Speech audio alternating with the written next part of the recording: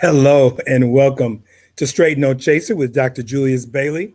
I am Dr. Julius Bailey, and we are live here in Springfield, Ohio, on the wonderful campus of Wittenberg University. As I always say, if this is your first time here, you're in for a treat. You came on the right day. We are a 1 hour digital talk show where we bring you news, culture, politics, and all out fun sometimes, right? If you enjoy what you are experiencing today, we ask you to like the page, right? Like the Straight No Chaser page. We are also on YouTube. Subscribe to the YouTube channel and share it with your friends. Let everybody know that, hey, Professor Bailey in Ohio got something going on. It's really better than CNN. He just ain't got no CNN money. And speaking of money, obviously, we are a sponsor-driven show. And so if you want to sponsor the show, feel free to holler at me and let me know. If you are in Akron, Ohio, I will be your way later on this evening. I'm stopping in Cleveland for a little bit. And then I'll be in Akron tonight for my speech tomorrow to the Akron Roundtable, you phenomenal business and civic leaders in Akron. I hope that I have something to give and offer that won't cause you to throw me out your city. So all my Northeastern Ohio peeps, I will see you soon. One more thing, we are 20 days away, I think, Jasmine, right? We're 20 days away from the election day. And, I'm frankly excited. You might wonder why I'm excited. Well, I just look at it this way. Those of you who saw the show on Monday, you saw two dynamic Black women and Democrats on fire working on behalf of Ohio, poised to go to Congress. All over the state of Ohio, you have dozens of qualified new leaders who are vying for your position to put fresh energy into our state house and to our Congress alike. And so, I have to support on those who I appreciate. So if you want to know everybody who I support in the state of Ohio, just go to Bailey2022.com, www.bailey2022.com, and see who I'm supporting in the state of Ohio. Again, nationally, we're certainly watching what Jamie Harrison is doing. We're watching, obviously, what's going on in North Carolina. We're watching what's going on in Arizona. A lot of ways in which I'm still praying that Kentucky, do their thing and kick over Mitch out the door. Amy McGrath, I don't know her that well, but we're going to roll with her today and get her on out the door. My brother, I know his family very well down there in Mississippi. Mike Espy, he's back in the mix again, running for Senate in the state of Mississippi. Of course, he is a Howard University grad, and we always going to rep HU when we can, and obviously our VP as well. Speaking of dynamic HU people, our guest today, we are just going to roll. Our first guest is an associate professor of women's and gender studies, as well as Africana studies, over in Rutgers, New Jersey, at Rutgers University. Everybody know her as a dynamic speaker. She's a thought leader, a provoking thought leader. She is certainly an accomplished author. And so, you know what? Instead of me telling you about her, why don't you let her tell you herself? I'm a Black feminist, capital B, capital F.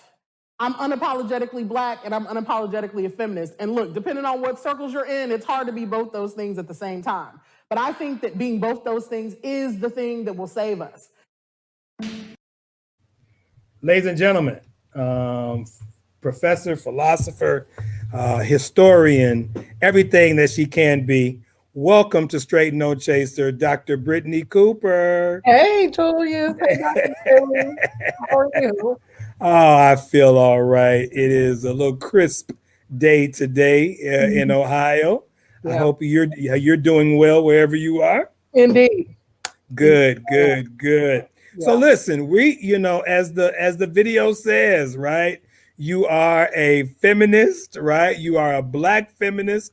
For the audience today who just coming to understand that term, to understand a little bit of who you are? Can you identify what each one of those terms mean, especially in relationship to who you are?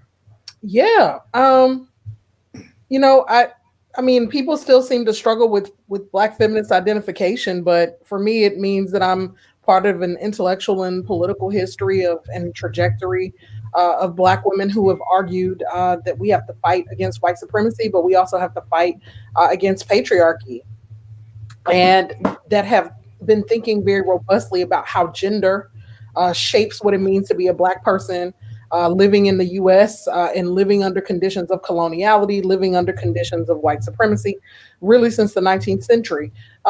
And Blackness to me is the kind of culture that folks who were deemed non-persons, folks who were deemed other, folks who were deemed expendable have created in response to a world that tried to devalue and not see their humanity. And so I think of Blackness as a positive project. And by that, I mean that it is an attempt to create a new world and a new self-understanding for Black folks.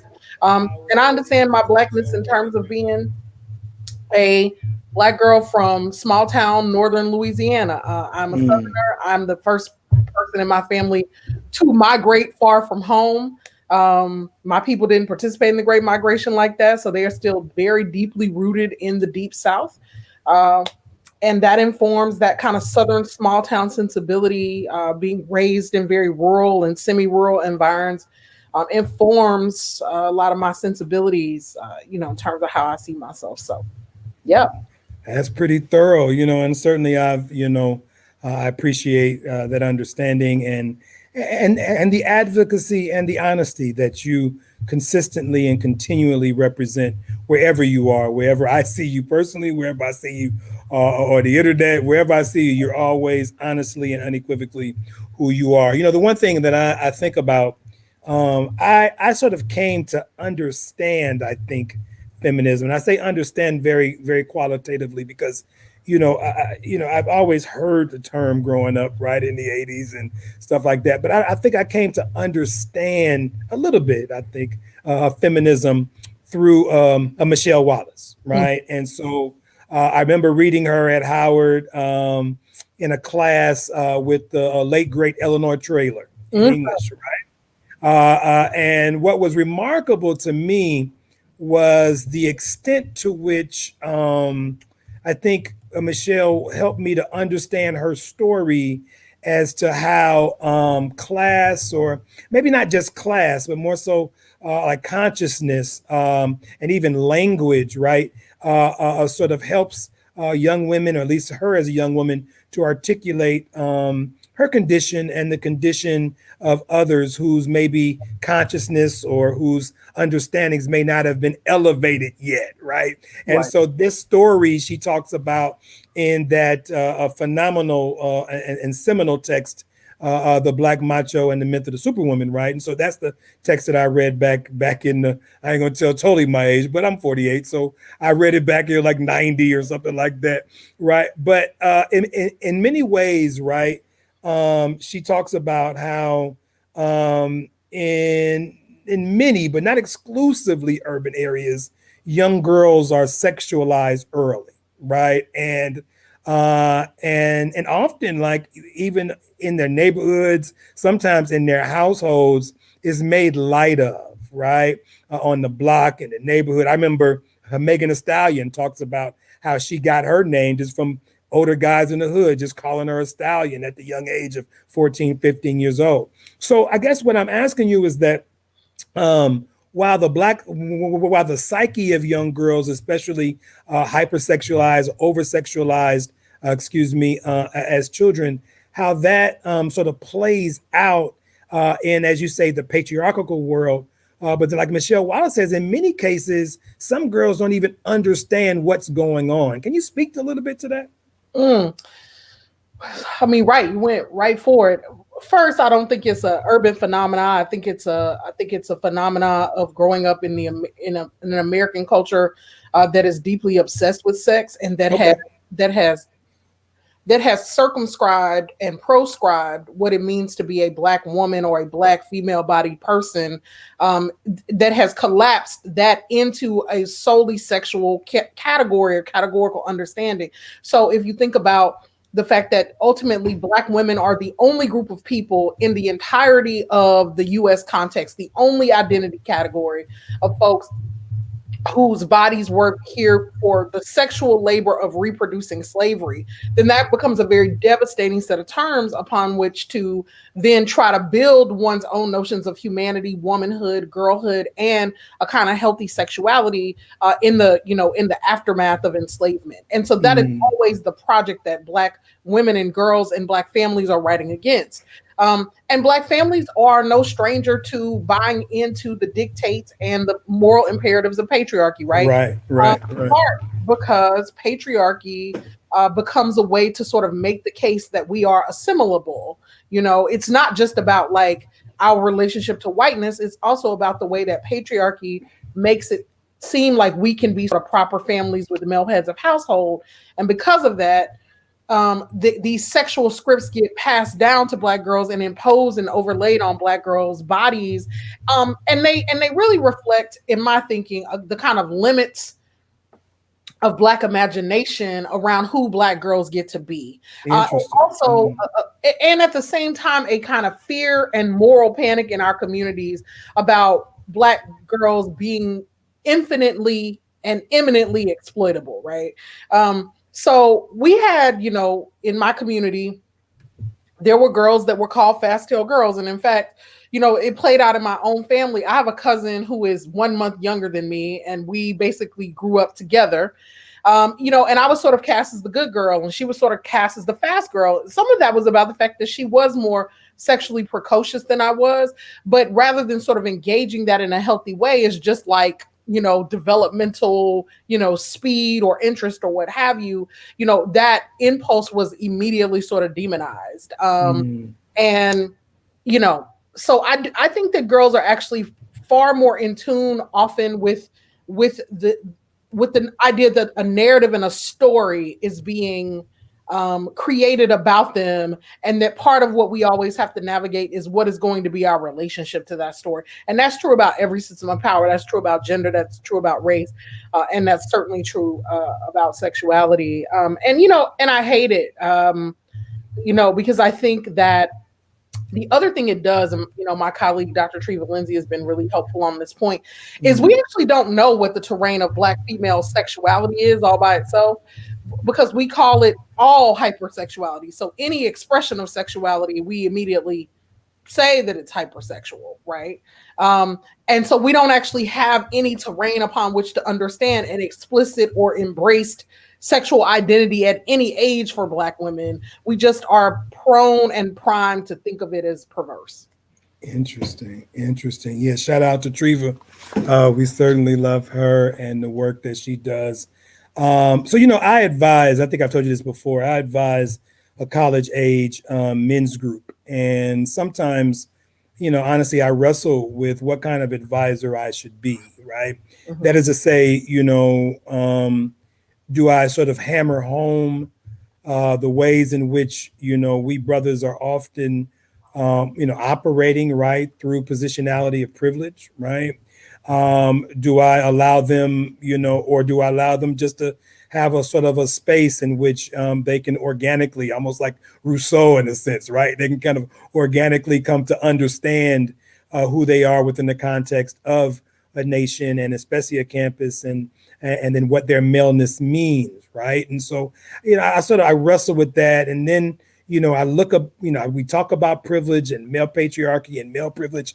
And then they, sometimes they'll say to me, Doc, man, I just don't get it. Like, I don't understand. Like, I look around campus, I look around TV, all my professors are women, they'll say most of the students here at Whitburg are women. And as we know, across the country, it's similar. And so they would always say, Doc, how should I feel privileged in this space, and then I'd say, well, you know what, let's just read Brittney Cooper, what I'm saying? Let's just get an understanding of how she's articulating this. And so, I guess what I'm asking you now is to kind of take my job away for about 4 or 5 minutes and talk to the brothers, you know what I'm saying? Especially young college brothers trying to understand what male privilege looks like, even in sort of predominantly female spaces. Yeah, I mean, it's a great question, and part of I actually want to pull back and say that part of the reason that feminism is an attractive frame for me is because it actually asks questions about what patriarchy demands of men, right? And so, what I would start with brothers with is what are your definitions of manhood, and then particularly as Black men, and then what are the ways that a white supremacist structure allows you to either inhabit those ideas of manhood or refuses you the access to those ideas of manhood, right? So, so we live in a racist patriarchal system that says that manhood is about the ability to own property, to provide, and basically to dominate and colonize other groups of people. That's what a European patriarchal understanding of manhood is rooted in. And so a lot of our fighting as a community has been about giving Black men access to become patriarchs rather than challenging the very notion of what patriarchy is. And so I think brothers need to begin by saying, is this the kind of person that I want to be? Even before they ask a question about, is this the kind of man I want to be? Like, what kind of values do you have? And why would you, given what we know about how whiteness ravages communities, why would you begin from the assumption that the aspiration to be dominant and the aspiration to a kind of hierarchy that is rooted in devaluing particular groups of people actually looks like freedom for anybody? Right. So before you ever get into like who's teaching your classes, or whether you're enacting privilege, you got to ask yourself about where did you get the idea of what it means to be a man, and is that an idea that actually serves you? And then you can begin to ask these questions about how manhood is inflected in a structure. So there's a reason why teaching is feminized in this country, why it's a feminized profession. And that's largely because in a world where the government doesn't feel any need to like support families, teaching has become for many, many educators kind of glorified babysitting, right? It is the place that we send our kids every day. And so because we live in a masculinist society that says that men don't do care work well, and we understand the teaching profession, particularly at the K through 12 level, as and prior to that, pre-K, as care work, then that work gets feminized. Teachers are more female, the same reason nurses are typically over-indexed for women to be in those kind of care work and essential work positions. And so where men typically sit in classrooms and then see that mode of professing as a kind of imposition of authority, what actually structurally happens is that that those professions are feminized. And if you think about them from K through 12, they are massively underpaid. Teachers are some of the worst paid people in the society. And I guarantee you that if more men taught, then teaching would be a more well-paid profession. And that is the way that we come to sort of think about the feminization of structure. So really, the thing that Black men have to develop the capacity for, and that they sometimes don't recognize that white supremacy and patriarchy and capitalism all working together have robbed them of the capacity to do, is actually to be empathetic to an experience outside their own. So part of what happens is that brothers are like, we are being shot down, we are being hunted, we are being killed, we are being terrorized by the state. And so there is no possible way that we could also therefore be enacting terror upon other people at the scale that we are being accused of. But that's clearly incorrect. And the thing that I do to ask brothers to think about that, I did it in a class several years ago. I had all these football players in a class and they were giving me all this drama about feminism. And I said, look, I just statistically know that many of you have experienced male violence in your lives. Statistically, I know that. I don't have to know your family. I don't have to know your story. I just know based upon the levels of violence that we have in our communities that you have seen men do horrendous things at a mass level. And this kid, his like face fell, at which point he sort of shared like that his stepfather had, murdered his mom or and I was like, the thing is, your story isn't singular even in this class, right? And so I'm like, brothers actually have seen other men enact masculinist forms of violence. They see it, they experience it. Sometimes they have been in a position of trying to stand up and protect their mothers or other women in their lives from it. And yet they still want to have this narrative that says that we are not like those men. And it's like, you're not, but you are a part of a system that produced those men, right? And so We just got to tell a different set of stories and recognize that the sisters don't have a problem with Black men of conceding the way that the state ravages Black men's lives. True. That's why Black women are in the streets so much. True. But brothers really resent the moment when a Black feminist comes along and says, hey, that is your condition and a set of challenges you face, but it isn't the only story here. And let's talk about the way that you get beat up outside in the world, and then you come home and you often enact those same forms of violence. And even if you don't physically do it, you emotionally do it, you know, because you don't do the work to sort of develop empathy or kindness or some notion of reciprocity to the women who keep on holding you down, right? So yeah, I just, you know, rather than beginning with like, I don't like to have conversations that are like the conversations we have to have with white people when they're like, well, prove to me they're racist. Right. Exhausting. It's like, but let me show you where you already are in the clutches of patriarchy and it ain't serving you well. And that's part of the reason that shit feels so difficult, because you don't have the freedom to imagine that you might be as a man in a different way than the ways that have been handed down. That's powerful. And one thing I would just want to reiterate, I don't know, we have a student assistant here, Jasmine. If you haven't put it in the chat, like, you know, what kind of man do we want to be, right? I think that is, that's a dispositional question, right? That's a sort of an axiological question, right? I mean, as we look at ourselves in the mirror, what kind of man do I want to be? Those who are just tuning in, we are on with Dr. Brittney Cooper from Rutgers University, as well as from every talk show in the world. She is here on Straight No Chaser. We are giving away books today. You all know her bestseller, her New York Times bestseller, we'll talk about here in a few minutes, but you all know this book. We're giving away a few of these books. And so Jasmine is on the line. You can talk to her on the chat and figure out how to get access to this, and I will mail you this out. We are also accepting questions. I know I can talk to Brittney all day, but I know but I know how to reach her. So if you all have any questions, you can certainly reach in. I think we have a question. Brittney, this is a question is going to come in from the internet, and my assistant, Jasmine, is going to articulate it. Okay. Hi, so we have a question from Associate Professor in the Department of Gender and Diversity Studies at Xavier University, Dr. Shadon Battle.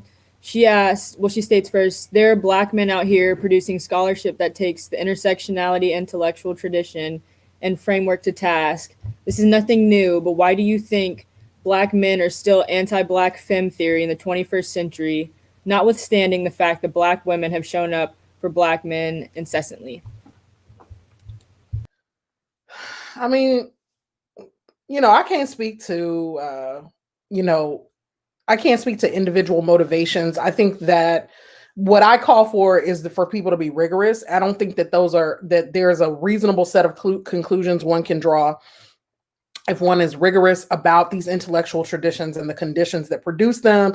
And when you look at them across time, Black women are startlingly consistent in the way that they talk about like race, class, gender, or the double handicap of race and sex, or Jane Crow, or the simultaneity of oppression, right? All of those are sort of the kinds of frameworks that Black women create, or double jeopardy, or multiple jeopardy, or triple jeopardy, before we ever even get the word intersectionality. And so Black women keep on trying to say we are at the mercy of multiple systems of power. And I don't think that means that they don't understand that Black men are at the mercy of multiple systems of power. And certainly I think we could say that Black men are also thinking very robustly particularly about race and class across a range of traditions, but it doesn't become a sort of structuring feature of their thought. Part of what Black women are doing is trying to make an argument about what are the terms upon which we make Black female struggle visible, given the way that most of the ways that in our tradition white supremacy is talked about, it is always collapsed in terms of Black male struggle. And it's the reason why, like, even in a moment of Black Lives Matter, you have to have a separate campaign called Say Her Name to make sure that Black women victims of state violence get recognized as being important to the struggle as well, because there's not an automatic inclination to understand it that way, because so much of what white supremacy has done to Black people has been understood as robbing Black folks of the right of their men to be patriarchs, given a world where patriarchy is the place where you secure property protection and capital, right? And so given that, I mean, let me also just be clear and saying, look, a lot of brothers are on bullshit. I think a lot of brothers hate Black women, real talk. I think they deeply, deeply despise Black women. And I think that there are brothers who have been able to sort of reframe that disposition or that deep disdain for sisters as a kind of legitimate scholarly project. And I'm not buying it. I think we should love our people through our work, and I think that you can't love Black folks and do work that attacks any Black body, and that doesn't try to see them with complexity and humanity.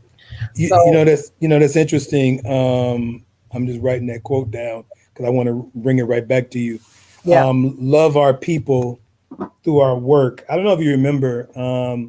I think if it wasn't the last time, it was one of the last times I seen you. We were having a conversation, and I think I had just finished doing the Racial Realities book. And I had asked you, I said, listen, every time I sit and put pen to paper, I'm attempting to sort of hear in my spirit what Brittney, what Treva, what would they say to me, right? What would they say as I am approaching this book? And I remember I asked you just very sincerely, I said, how can I ensure that my writing is not sort of hyper masculinist, right? How do I open it up to a sense that I can show the world I may not necessarily be a feminist, but how can I show the world that I sort of am not, as you say, hate the sisters, right? And then I think the line that you just said now reminded me of what you said back then when you just said, love the people through your work. You told me then, you said, Julius, you just have to ask yourself, who are you citing? Right. And you just said, what do your citations look like? Right. And who are you looking at when it comes to understanding the sort of the frameworks by which you write? Do you still stand by at least that for us writers, for us brothers who are writing? Is that a good way to approach it? Right. Check yourselves on at the level of who you're citing. Yeah, look, I think two things. One, so at the level of the writing and the scholarship, then I think you have to have a robust citational practice. And I also think that citation has to bear some integrity to the argument that whatever sister is trying to make. But I'm thinking a lot in my newer work about like forms and terms of Black sociality and like what are the modes that we relate to each other. And what I'm aiming for, part of what I'm trying to do in Eloquent Rage is say, like, can we really have the conversation about like why brothers deeply hate sisters so much? Like there's a palpable hatred. There's a palpable sense sometimes that brothers feel betrayed by Black women, that they feel either betrayed by Black women or burdened by the expectations that Black women have of them.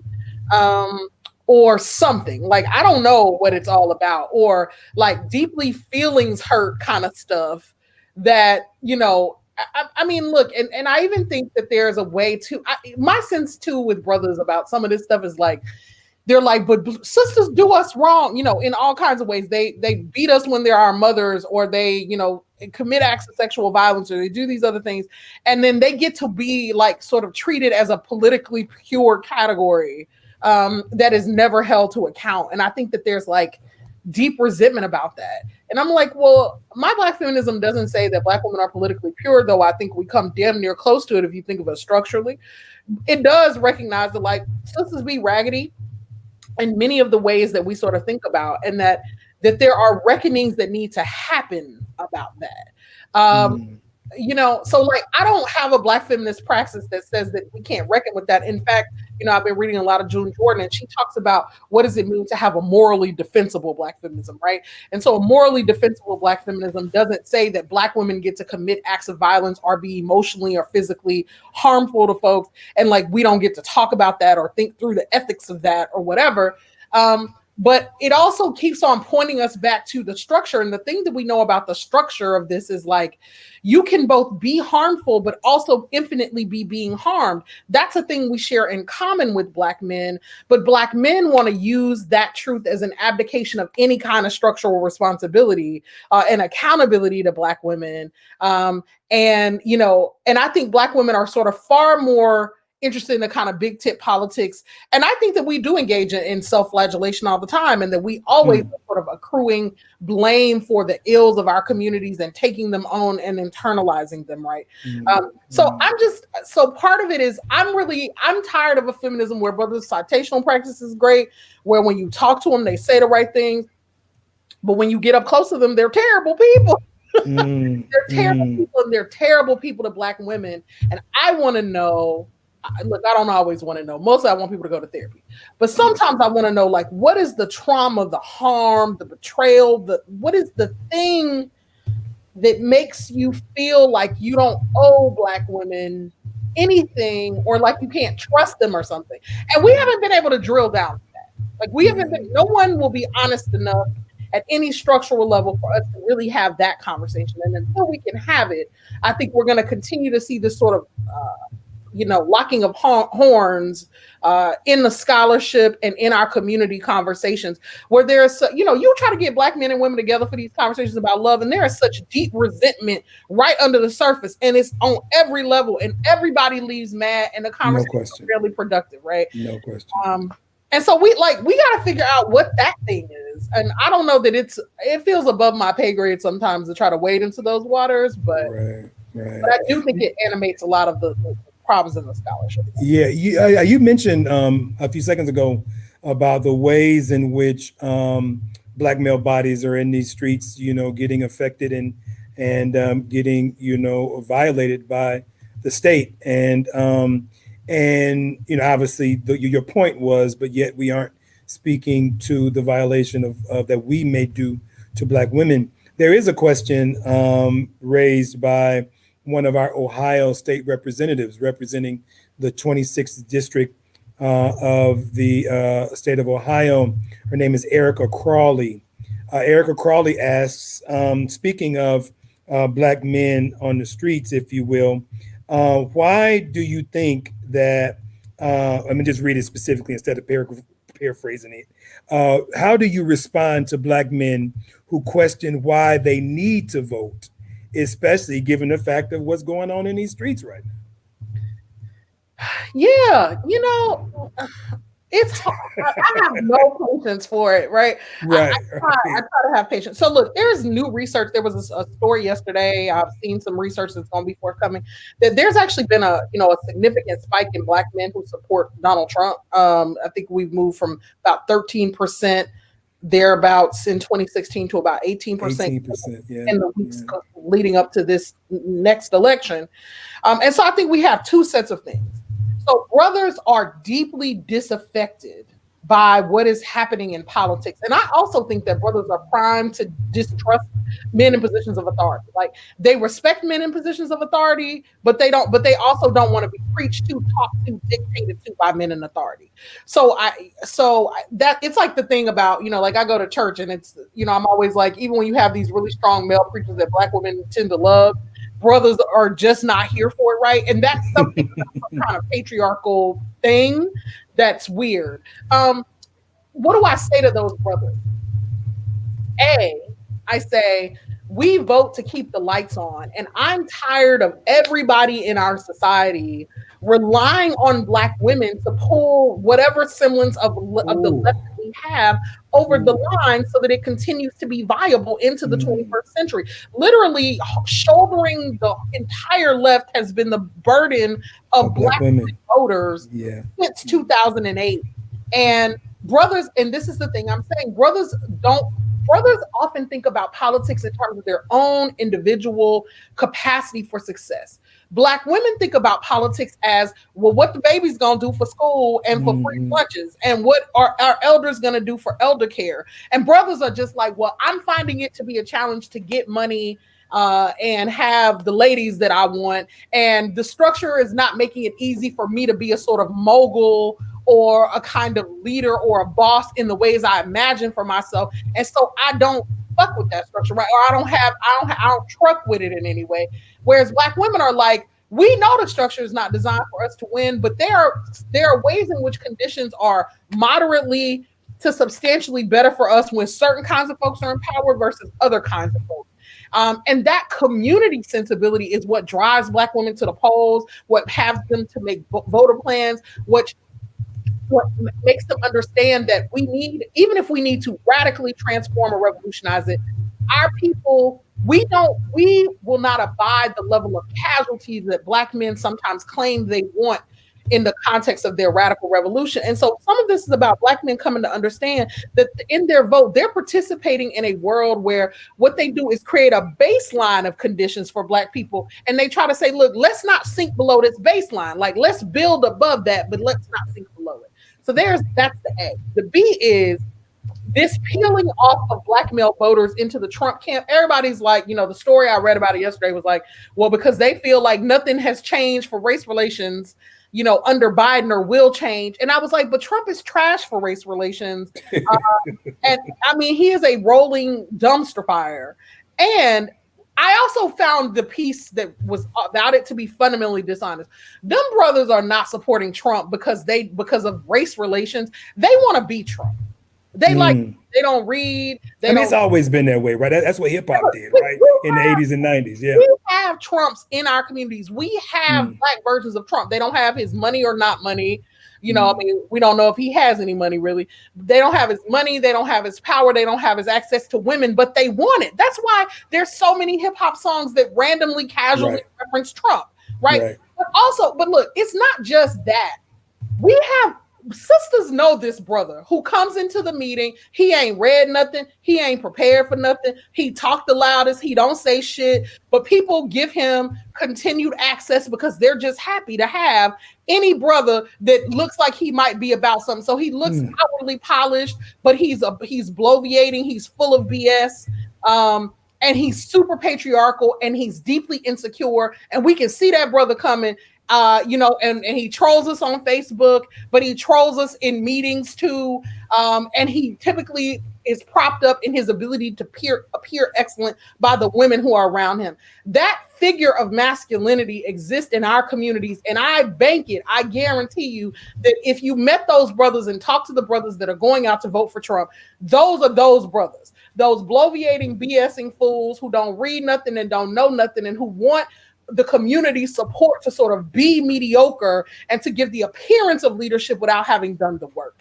And I have deep contempt for them because, they are the kinds of brothers that made me be like, this is why I will always be a feminist, because the level of support at which they're supporting Trump actually could have some impact on this election. In the same way that 1 or 2% difference in white women has a significant impact on the election. If you get a significant level of Black male voter turnout and a significant portion of that turnout happens for Trump, or conversely, if those brothers stay home in great numbers, then we are back in a close race that shouldn't even be close. And all because they want what that fool has. And they want the power and look, here's the last point. I think it's relevant. My good friend Esther Arma is a writer who lived in New York, and now she lives in Ghana. She's from Ghana. She and I talked last week, and she said that there is massive support among Ghanaian male leaders for Donald Trump. They love Donald Trump. She's written about it, talked about it, been in dialogue with them about it, written in their local, she has a column in a local newspaper there.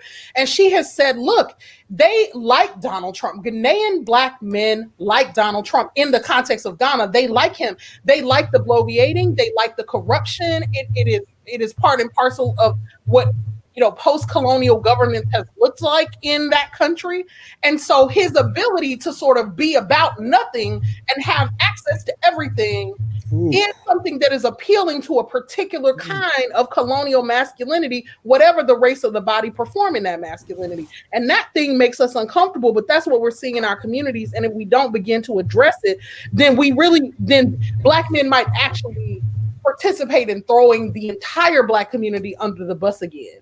And that's like unbearable to me, I know that's right. I mean, ladies and gentlemen, this is why the country loves Brittney Cooper, because she just laid it out there. She just laid it out there. I mean, the response obviously was powerful, but I want to get in that, but it ain't about me. It's about you on this show. But I will just say one thing. I do think that, and for Representative Crawley, I think that, your job and those who work with you and those on the state level, you have to ask the question that Professor Cooper said we need to ask these brothers. And that is to say that, you have to think beyond yourself. You have to realize that your community needs your voice and your vote, at your families and your mother and your aunties. I'm a part of voter literacy projects for the last 10 years. And when I talk to young men, I'm always asking them, look, I really don't want to hear you complain about jail time and complain about what's not happening in the court system, and you ain't never voted for a prosecutor, you ain't never voted for a judge, you ain't ever been part of the process, right? Your mama, your uncles ain't on the jury because y'all ain't voted. And I'm trying to figure out, how do you think you're going to democratize this space if your voice ain't gonna be there, right? But then at the same time, this is where Brittney Cooper comes in to check us, brothers, because said, listen, we ain't involved in the democratic process, but yet you want Black women, our mamas, our sisters, our aunties, to cape for us, when in reality, we ain't out there doing it for them when it comes to this type of thing. And so I'm with you there 100% on that critique. And for Representative Crawley and for all those across the country who are in down ballot races, I'm here to help you to push that male vote, push the female, and just put everybody to come out and vote, understanding that, one, as she said, we had to get that fool out of here. But then two, we must realize that our politics needs to be a little bit more nuanced and a lot more diverse, right? I think that's it. And the idea of and we got to be careful. We got to keep. I think the line you said here, Brittney, is you got too many brothers out here trying to be like Trump, who are being about nothing but demanding everything, right? That line there. I don't know if you've ever used it before, but I feel like doing one of those CNN breaking news. You know what I'm saying? We just gotta. I wouldn't put brothers on blast on CNN like that. I mean, right? Yeah, man, that's a quote for you there. And I'm going to use that. I got a speech tomorrow. I might use that tomorrow. But look, let's move forward. Again, we have about 11 minutes left. If you have any questions for Dr. Cooper, please bring it in. You got people on the line saying you're you're amazing. We love you. Of course, you know all that stuff already. So I've been acquainted with you obviously for a while. My first sort of non-personal introduction to you came through your the Kruk Feminist collective, right? Mm-hmm. And you wrote a piece on My Brother's Keeper, the MBK, the Obama, piece, and the question of intersectionality. For me, I ain't gonna lie. I mean, you've done some great work, some work. Of course, I'm gonna critique a little bit because that's what I am. But then, but I do believe though that this that piece, which I think you got to remind the audience how old it is, but it's probably at least 3-4 years old, or maybe older than that, like maybe 10 years old. I'm thinking about it. It will go down for me as one of the most riveting reads for me, because it sort of caused me to kind of reevaluate some things. And so I wrestled with it, Brittney. I did, because I was reared in a single sex school. I went, to an all boys school, and, I never saw this sort of experience through a prism of exclusion, right? I'm not gonna lie. I didn't look at it that way. Or even, a prism of patriarchy. I'm just going to be real with you. I didn't see our all boys school in that sense, right? And so I appreciated, and I still do in a certain sense. I do appreciate single sex organizations. I do appreciate, centers and educational institutions like Spelman or whatever, Morehouse or whatever, right? But that article messed me up, right? Do you remember that piece and sort of why you wrote that piece? Yeah. I think it was called on MBK and the co-optation of intersectionality. Yeah. And it was from 2014. I was doing all of this organizing because Obama it wasn't about, see, I don't have a problem with same-sex education. It wasn't about that. Okay. It was about what kind of things, a question about what kind of men and women are these institutions trying to produce when they do that. But also, it was really a critique of the Obama administration's choice to only, like, My Brother's Keeper was Obama's signature racial justice program. Mm-hmm. And it comes in the middle of his second term. So he manages to do very little for Black people beyond the sort of trickle-down effects of the ACA in his first term. And so during his second term, then he says, okay, this is what I'm going to give you, Black people. I'm not going to, ask for any major legislation for these groups. I'm not going to ask. I'm just going to do public-private partnerships.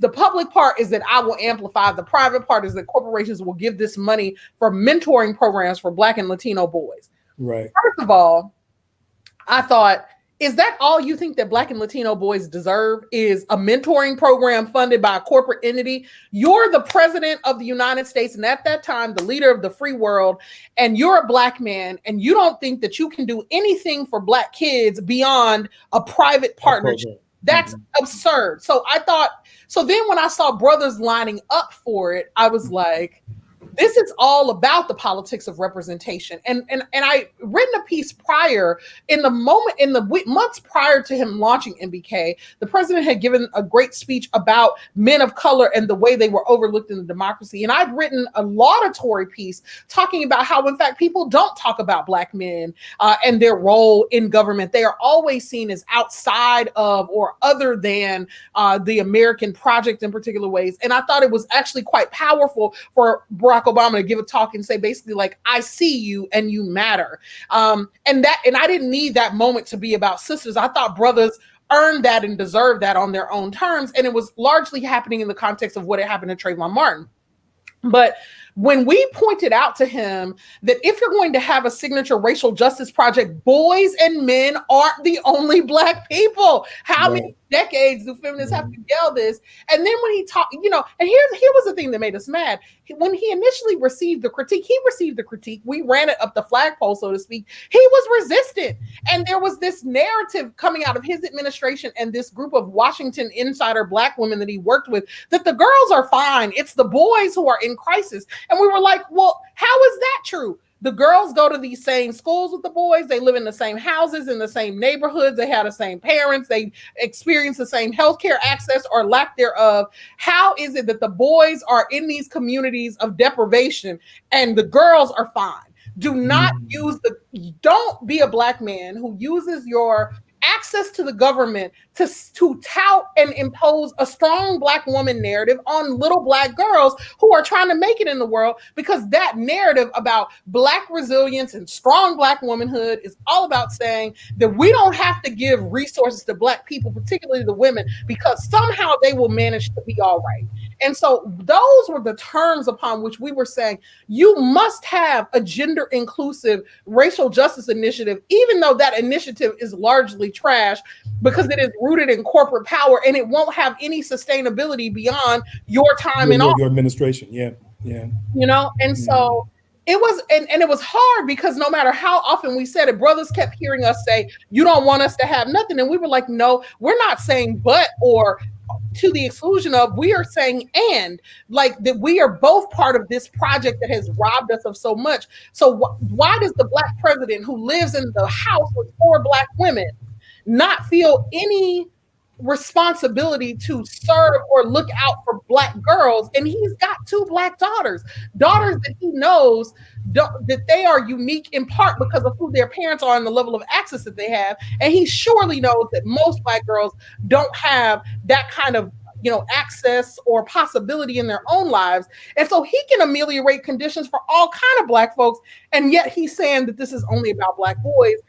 And so finally, the argument of the piece was that he was basically making the claim that Black boys' race and gender was significant enough for them to warrant governmental action. And that was a co-optation of Kimberly Crenshaw's original intersectional argument that race and gender was the thing that excluded Black women from any level of governmental remedy, and that's why we needed to talk about it so they could be visible. And so the moment that he decides to enact a racial justice program, he co-opts the logic of intersectionality and says, right, it is because of their both race and gender that these boys are overlooked, and that is why they should be, have this very specific and unique access to governmental remedy. I thought that was incredibly perverse for him to do. And so I wrote about it. Right. Now, I mean, and we only have, Jesus Christ, we only have about 8 minutes. It is so much I wanted to get there. But listen, one thing, I'm going to kind of tie two things in real quick. Yeah. One, you had made reference there to the intersectionality piece. And I'm thinking specifically about the way in which it was, as you say, sort of co-opted by corporate America through this initiative. But then I'm also thinking about, and then you gave homage to Kimberly Crenshaw. So I'm gonna ask you these two questions, kind of together, see if you can kind of do a piece to kind of move them together. What is your short critique of your boy Trump, or our boy Trump, I guess, and his rejection of critical race theory? And I want to tie it also into, certainly I want to remind people again, eloquent rage. Tell me why, maybe that's it. Give me an eloquent rage response to Trump's behind and his public critique and written presidential, whatever the hell he gave against a critical race theory and diversity. Yeah, look, first of all, these people misunderstand critical race theory, and they think that anybody that's talking about Blackness in any way is doing critical race theory. Right. So I think it's worse. Even the order itself reflects a lack of rigor. But look, we already know what Trump is doing, and part of what I think, I actually saw that as a call to go back to our institutions and say, this radical work is being targeted precisely because it actually does produce work in the world. One of the challenges we have in these academic settings that we are in is that we often feel like this work of talking about it and being critically engaged is not enough when our people are in the streets and when they're fighting and when they're facing down such tough conditions. And many of us who have come from working class backgrounds and made it into the academy, we feel a kind of survivor's guilt about, our folks who don't have this kind of possibility. And so sometimes we buy into the idea that what we're doing is engaging in a kind of frivolous pursuit. But the thing that attack reminded me of is that Black studies and critical race theory, those are intellectual traditions that come out of struggle, that come out of our people's demands in the streets for curricula in colleges that reflect their own needs and desires, and that can actually then reach to the highest levels of government and challenge these narratives that would seek to beset Black life. And so for me, it was just a clarion call and reinforcement to keep doing the work that we're doing and to recognize that everything that they are attacking is because it has value. And so critical race theory has upended their ability to tell the lies that they tell with the smoothness with which they have told them for so long. And they're attacking it as a knowledge project because it has incredibly radical implications for what the country can be and should be and what the government owes to Black people. And so it's our job to man and woman and person the forts right now and to say, we will not concede this territory. Because we know, we don't have to concede this argument about academic work being frivolous and not useful, because the government doesn't come out and make statements attacking academic work in this way unless it is doing the kind of truth telling and creating the context for much of the radical organizing that we see. And so I see that moment as a victory for the radical possibility of these disciplines that are always at risk of being defamed when they move into these institutional spaces. And I think that we should see it as a call to arms to fight back and to defend and to continue to build, because it seems like we are shaking the gates and they're coming up, Right. And they're definitely, I mean, they hear it, and I think it's also making folk nervous. And certainly we can't let go now, which is why it gets back to what you said about 20 minutes ago at Representative Qualley asked, is that this is why this is the time for male and female political coalition and not any type of division. So look, we only have about 4 or 5 minutes. I should have begged you for 2 hours of your time, but listen, I can't let this interview go. The man that I am, the man of God that I am, without turning this a little bit a different way, and just saying that first of all, the God in me loves and appreciates the God in you. And so I want to congratulate you for accepting your call to ministry and for your call to preach. And so I was one of the first, I generally have to, to go through about 3-4 different pastor friends on a Sunday morning during this COVID. But on this Sunday, I was focused in to you and your first sermon. And so I'm excited for you, and I thank God for you. And for what's going to happen to your future. As you know, Dr. Kelly Brown Douglas, who used to teach at Howard, she and Dr. Cheryl Sanders, right, who's still at Howard and still in DC preaching, they both messed up my mind when it came to the understanding of inclusivity through ministry. Very specifically, I used to get papers marked off when I would use the word he all the time, talking about God. The two of them used to be like, Bailey, stop it. You know what I'm saying? And so I'm like, okay, my fault. But I want to ask you very seriously, sort of, there is a way in which that the lack of inclusivity sort of alienates us, especially us men of God, from the totality of God, right? And we're seeing, pastors like your pastors and pastors all over the country, but we're seeing pastors understand the need for especially men of God to recognize the totality of God and the totality of God's people, and not to pigeonhole women in certain positions. So with that being said, I do want to ask you, kind of thinking about what we've been talking about with crunk feminism and everything else. Now that you've accepted your call into the ministry, sort of, how might you reconcile Black feminist practices with a religion that has been a tool, honestly, for perpetuating sort of white heteropatriarchy? Yeah.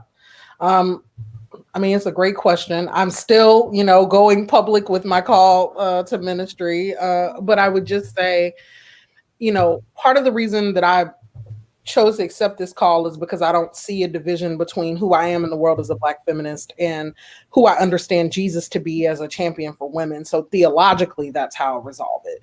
Politically, I try to make distinctions between what the Black Church Project has been in different eras. And I'm always reminded that our people didn't come to their theology through a sort of hyper discursive approach to reading the Bible, because they were often refused the access to read it. So they came to know a God themselves. Now, they chose to story it through the Judeo-Christian God, but the God they came to know, they knew experientially. They heard a theology that said they should be enslaved, and yet these were people who fought for freedom and who understood that God wanted them to be free. And I've always wondered, like what kind of knowledge practice allowed them to read against the grain of the text and to interpret against the grain of the theology that they were being fed and that was being imposed upon them. And I think that that is the kind of theological work that I can do in this moment, and joining with lots of other radical, ministers and church folks and theologians to say that there are a multitude of traditions, and the Black church, radical Black church tradition is the tradition of which I am a part, and it's informed by womanist theology and Black feminist theology and liberation theology. And so, what I'm doing is I feel called. I also feel like part of that call is about standing up and prophesying against notions of God, church, and community that seek to keep any of us enslaved to these ideas about gender, about who we get to be as Black people. And I feel holy boldness to do and to say that. Holy boldness, right? Walk in your holy boldness, then, woman. Walk in it. No, thank you. And certainly there are those. And again, I'm sorry, I didn't should I have not said that? It's fine. Oh, okay, I'm sorry. Now I feel bad. You said I'm still telling people about it. I guess I can't hide my light under. You can't hide nothing. Breaking news, ladies and gentlemen. Breaking news. No, but honestly, Dr. Cooper, we certainly know you're a busy woman, and we know that your demands are being, called all across the world. And so, honestly, on behalf of my small staff here, my engineer and brother Stephen Muhammad, my assistant here, senior here at Wittenberg, Ms. Jasmine Evans, we thank you for your time. We thank you for sharing with us here at Wittenberg. Many of our Wittenberg colleagues have assisted in sort of making sure that we spread this hour out among students, among colleagues, to be a part of a campus conversation. And so we thank you for that. Also, I wanted to thank you for, we'll talk about that later. But so thank you. Thank you, right?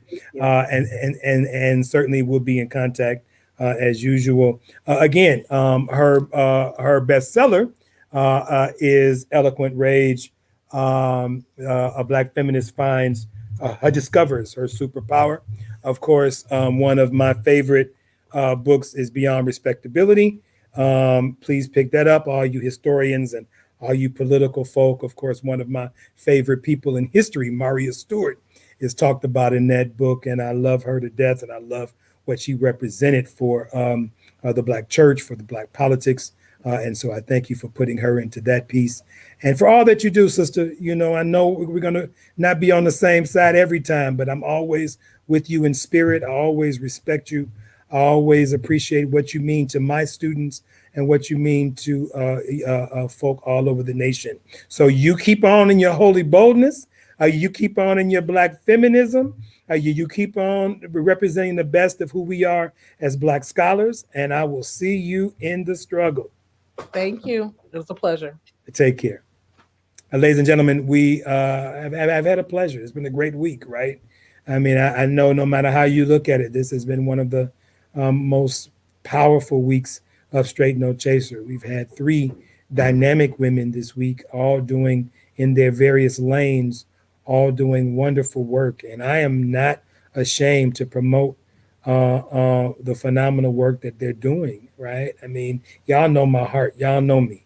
There's going to be folk who are going to criticize, obviously, this show today because they have issues with feminism and stuff like that. But then as we talked about with this show, some of that is we need to check ourselves, right? Some of that is what kind of men do we want to be, right? Obviously, we can have intellectual critiques, and trust me, I know Brittney. Those who know Brittney know that she's not ashamed of intellectual critiques.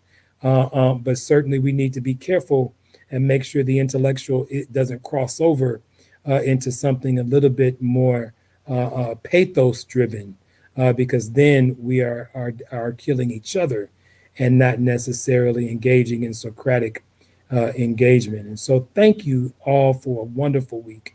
I am just full. I'm getting ready to drive to Akron and Cleveland. And so I'm going to drive on the wind of this show, on the wind of this week, on the wind of your support, Straight No Chaser fans.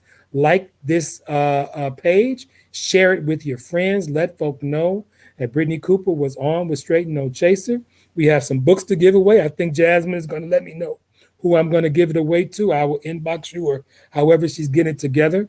We have 4 copies, so if you want one, let Jasmine know in the next few minutes. We'll figure this out.